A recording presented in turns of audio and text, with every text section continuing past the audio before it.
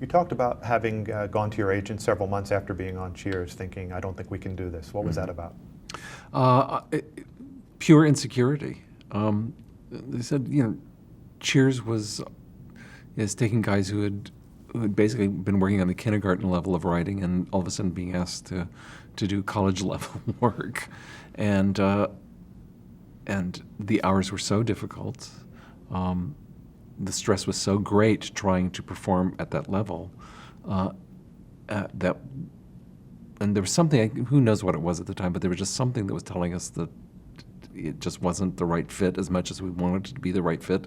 So we marched into Glenn and Les's office and said, you can let us go if you want. There'll be no hard feelings. We just don't feel like we're contributing to the stories, that we're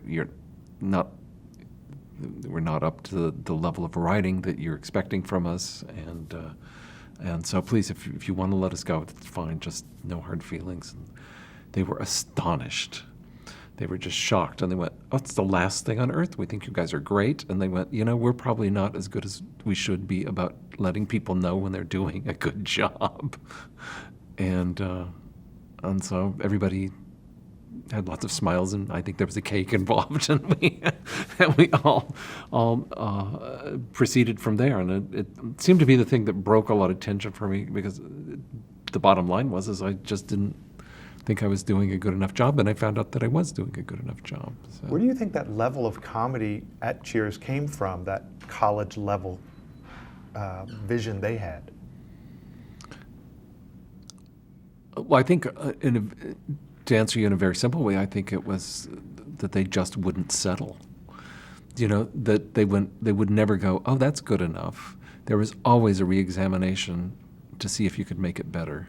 And that's why you end up staying so late, because you were always examining to see if you could get it better. There was no, it's 6 o'clock, let's go home, no matter what shape the script's in. And, if you look at Cheers, you go, they made it better. At the time, I can't think of anything else, maybe even since, that was on some of those shows firing on all 16 cylinders like that show did. And they didn't write down to their audience like some comedies do? Yeah. Well, definitely not. Although I'm not so sure. I'm sort of thinking out loud here, but I'm not even sure that writing down to your audience is really a true thing that writers do. I think writers write at the level they're capable of, at the level of which they are capable.